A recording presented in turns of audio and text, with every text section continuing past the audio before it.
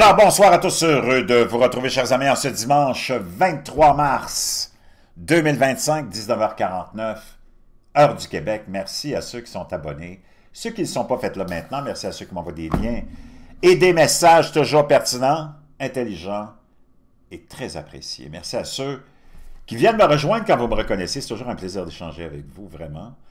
Merci à ceux qui descendent du Saint. Je nous rappelle que nous autres, on ne descend pas du Saint. Je sais pourquoi. Mais c'est parce qu'on n'est pas monté dessus. Merci à ceux qui vont commenter la vidéo. Dites-moi de vous regarder, écraser le petit pouce en l'air et partager la vidéo avant de sauter dans un sujet complètement hallucinant que je viens à peine de réaliser, de découvrir, juste pour te prouver comment on nous ment et on fait l'histoire comme on veut et qu'on nous bourre la tête avec toutes sortes de mensonges et de propagande.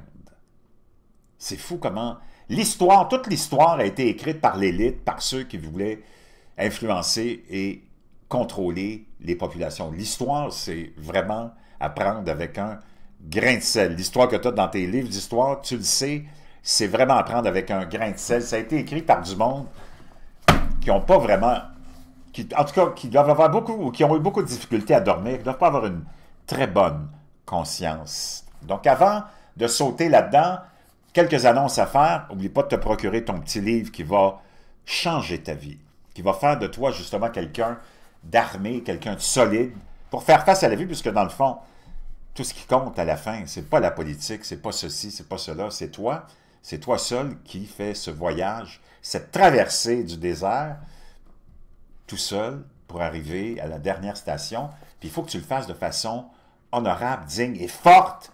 Make Your Bed de l'amiral McRaven. Je peux dire une chose, moi je le lis continuellement, puis je me place dans les chaussures de ces gens-là qui sont en entraînement pour un des entraînements les plus intenses, et ça te démontre le courage, les leçons de courage, puis que ça te dit aussi dans la vie qu'il y a une grande leçon que tu dois apprendre, c'est que tu ne peux jamais rien accomplir tout seul. Tu as toujours besoin des autres. Donc, Make Your Bed, n'oubliez pas votre bleu de méthylène aussi. N'oubliez pas que Carl Brochet et moi, on s'en va en tournée. On va annoncer des dates très bientôt. Ça va être fascinant d'aller vous retrouver un peu partout.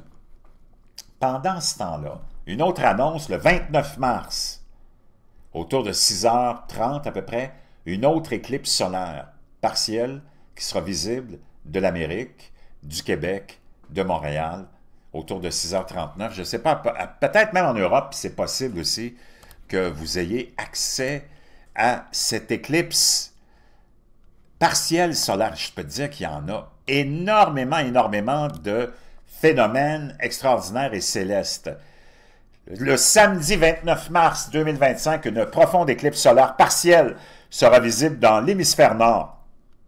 Bien qu'il n'y ait pas de totalité, durant laquelle la Lune masque complètement le Soleil, cette éclipse offrira néanmoins un spectacle spectaculaire à des millions de personnes en Europe, en Amérique du Nord et dans certaines régions d'Afrique. Donc, éclipse partielle, mais apparemment c'est très spectaculaire comme événement.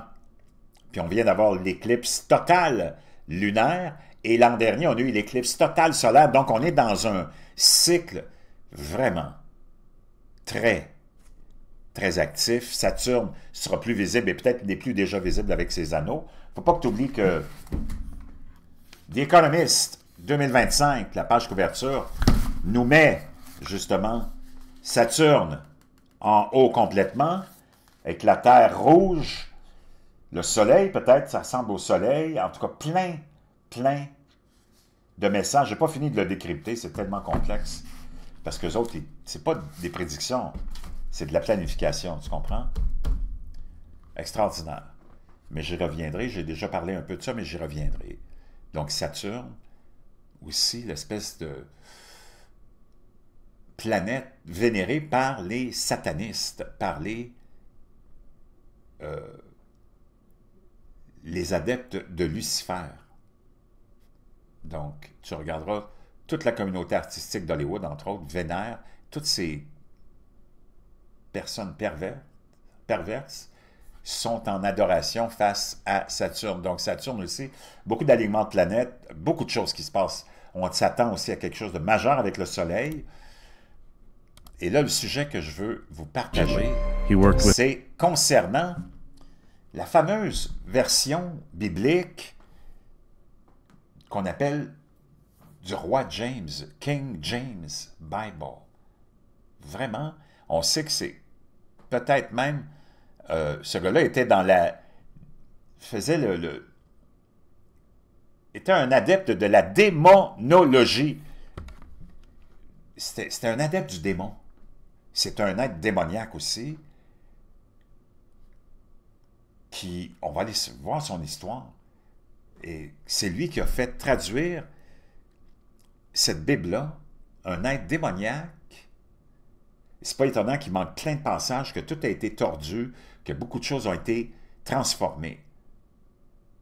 Puis quand tu t'en vas dans tes livres d'histoire, c'est bizarre, tu vois, c'est là que tu te rends compte qu'on te manipule tellement. L'élite te manipule tellement. C'était un être horrible. Pas parce qu'il était homosexuel, puis qu'il vénérait les hommes, puis qu'il y avait juste des hommes dans sa vie. Pas parce qu'il a fait décapiter sa mère. Non, mais tout ça, c'est arrivé. C'est complètement hallucinant. On va aller lire son histoire, mais avant, on va aller écouter cette petite vidéo qui provient de TikTok. His aunt, Queen Elizabeth I, to make it happen. Why? So he could secure his place as King of England. On recommence. So you're saying the man who translated the Bible beat his own mother? Oh yeah. Donc, l'homme qui a traduit la Bible a fait décapiter sa propre mère. King James I, the man behind the King James Bible, had his mother Mary, Queen of Scots, locked up and then executed. Il a fait emprisonner sa mère, Mary, la reine d'Écosse, je pense que c'est ça, et après ça, décapité. Ça, c'est celui qui a fait traduire la Bible. Allegedly. He worked with his aunt, Queen Elizabeth I, to Il a travaillé avec sa tante, la reine Élisabeth Ier, make it happen. Why? Pour que ça se produise, cet événement-là, pour que ça puisse arriver. So he could secure his place as Comme ça, il pouvait sécuriser sa place King of England. comme roi d'Angleterre. That's not exactly the kind of story you'd expect from someone tied to the Bible, is it? C'est pas vraiment le genre d'histoire à laquelle tu t'attends de quelqu'un qui a traduit ou qui a fait traduire la Bible, n'est-ce pas? But it doesn't stop there. James had Mais ça s'arrête pas là. James! a thing for demonology. He wasn't Il avait une attirance, il était obsédé par la démonologie. On va aller voir c'est quoi la démonologie, parce que moi, ça m'intrigue. Je vous avoue que c'est un terme que j'ai pas entendu souvent, peut-être même la première fois. Démonologie. Et déjà, même, il y a quelque chose qui arrive avec le roi James, qui apparaît tout de suite sur Google quand tu fais ça. Démonologie. Qu'est-ce que la démonologie? Moi, je connais absolument rien. On va aller voir c'est quoi ensemble. Démonologie sous forme de dialogue divisé en 3 livres par le haut et puissant prince Jacques, le roi James. Hein? Fut publié pour la première fois en 1597 par le roi Jacques VI d'Écosse, plus tard Jacques Ier d'Angleterre, comme une dissertation philosophique sur la nécromancie contemporaine et les relations historiques entre les différentes méthodes de divination issues de la magie noire antique. Il fut réimprimé en 1603 lorsque Jacques monta sur le trône d'Angleterre. Il est généralement admis que le roi Jacques écrivit sur la démonologie ou le livre Démonologie en réponse à des publications sceptiques telles que la découverte de la sorcellerie de Reginald Scott. Demonology comprenait une étude de la démonologie et des méthodes utilisées par les démons pour harceler les hommes en difficulté. Le livre prône la pratique de la chasse aux sorcières. Ce livre est considéré comme l'une des principales sources utilisées par William Shakespeare pour la mise en scène de Macbeth. Shakespeare attribue de nombreuses citations et rituels du livre directement aux Weird Sisters, mais attribue également les thèmes et décors écossais évoqués lors des procès auxquels le roi Jacques fut mêlé. Je vous laisserai ça peut-être dans la boîte de description, complètement. just curious about it. He wrote an entire book, Demonology, all about witches. Donc c'est lui qui a écrit le livre Demonology à propos des sorcières, Demons et de and la their magie nasty noire tricks. et des démons. And And this is the same guy who decided, hey, I should translate the Bible for Et ça, c'est le même gars qui a dit, tiens, je pense que je devrais traduire la Bible. C'est pas possible. What's going on? everyone. And then there's his personal life. Rumors Et il y a sa vie personnelle aussi. say he had questionable relationships with men, Il y avait plein de relations très questionnables avec des hommes, que des hommes, including his cousin, and he wasn't incluant son cousin, exactly known for being morally upright. et qui n'était pas vraiment reconnu pour sa grande moralité, son cousin. Yet this is the man people trust for one of the Et ça, c'est si les... Est-ce que c'est cet homme-là que les gens... en qui les gens ont mis leur confiance pour traduire la Bible? most influential versions of the Ça, c'est la version la plus populaire. Celle qui a eu le plus d'influence sur le monde chrétien. Bible. Do you see the problem here? Voyez-vous le problème ici? Now let's talk about the translation itself. Et maintenant, parlons de la traduction elle-même. King James didn't write the Bible, but Le roi James, ou Jacques, il n'a pas écrit la traduction, he commissioned it to solve political and religious problems mais il l'a dirigé pour gérer des problèmes politiques et personnels in his kingdom. et religieux dans son royaume. Il y avait beaucoup de problèmes politiques, personnels et religieux. It wasn't just about faith, it was C'était pas cette œuvre-là qu'il a faite et cette action-là qu'il a posée, c'était pas dans l'unique but de la foi. about control. C'était surtout par rapport au contrôle. He needed a version of the Bible that Il avait besoin d'une version de la Bible supported his rule and brought qui devait supporter ses règles peace to a divided nation. et amener la paix à une nation divisée. That's the agenda nobody talks about. Ça, c'est l'agenda dont personne ne parle. This is just a theory, not a fact. So you're saying the man who Wow! Naturellement, c'est juste une théorie et non pas des faits. Fais oublier sur le roi Jacques ou James. Ses parents étaient un désastre.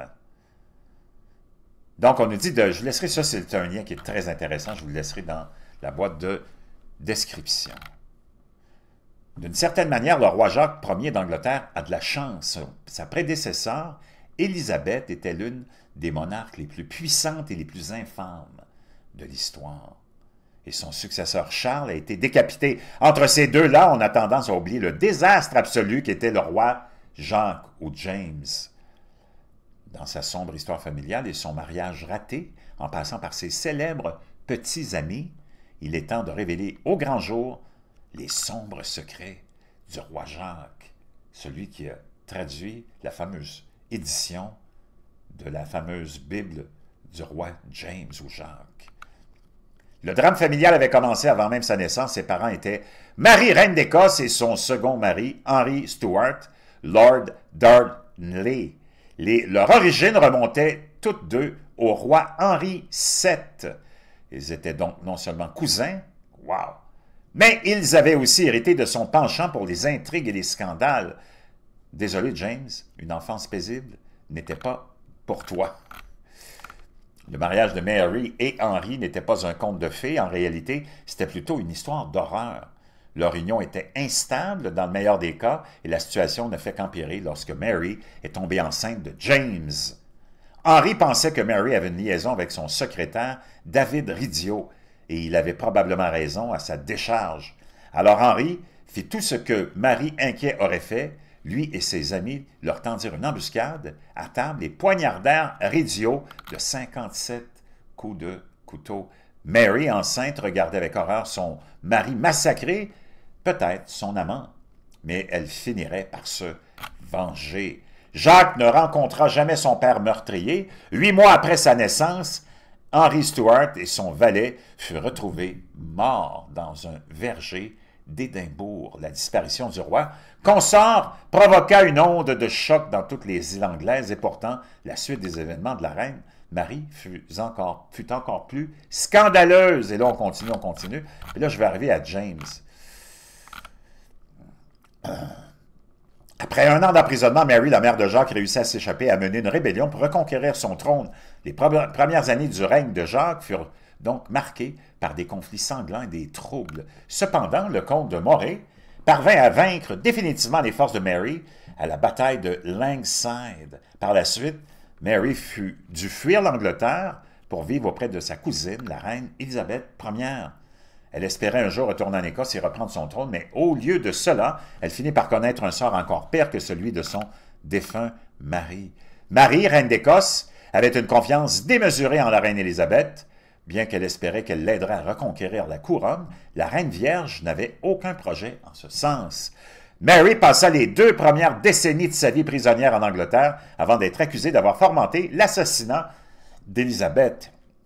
Elle fut finalement exécutée en 1587, une opération horrible où il fallut 3 coups maladroits pour lui trancher complètement la tête.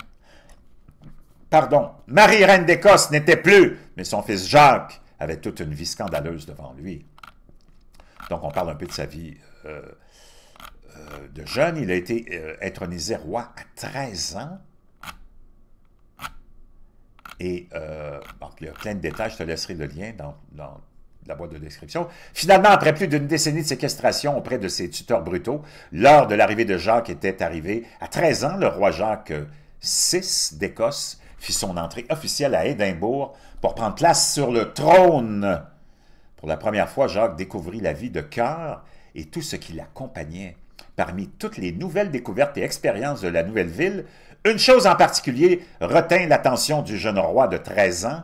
Son nom était Esmé Stuart. Esmé Stuart avait 37 ans, il était marié et père de 5 enfants, et pourtant, James voulait la voir absolument. S'il y a une chose que vous devez savoir sur le roi Jacques, c'est ceci, il aimait ses petits amis.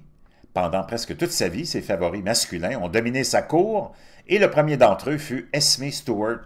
À 14 ans, Jacques et Stuart ne se quittaient pratiquement plus. Vous dites peut-être, James admirait peut-être simplement cet homme plus âgé, vu qu'il n'avait jamais connu son père. Eh bien, attendez d'en savoir un peu plus sur leur relation. Le roi Jacques n'a jamais été très discret, et il ne fut pas longtemps non plus avant que l'on commence à parler de sa étroite relation avec Esmé Stuart, 37 ans. Un envoyé anglais visita un jour la cour de Jacques, et ce qu'il découvrit le choqua profondément. Il écrivit que Jacques était tellement amoureux de Stuart qu'il lui arrivait souvent, au vu et au su de tous, de le prendre dans ses bras et de l'embrasser. Ouais, il était vraiment amoureux l'un de l'autre, et cela signifiait que le régent de James, le comte de Morton, était en grand danger. Et l'on continue, et il n'y avait que des hommes dans sa vie, et ça, c'est celui qui a ordonné la traduction de la Bible, qui est une des Bibles les plus populaires. Wow! Je ne sais pas, mais moi, vraiment, ça m'en dit beaucoup sur la Bible du roi James. Je ne sais pas vous autres, là, mais je veux vos commentaires dans la boîte de description, ce que vous pensez de ça, puis ce que vous pensez du fait que probablement toute l'histoire qu'on nous raconte, ça a toujours été écrit par les dirigeants, par l'élite, dans un seul et unique but, de nous rouler dans la farine, puis de toujours avoir plus de contrôle et de pouvoir, et nous autres toujours moins de contrôle et moins de pouvoir.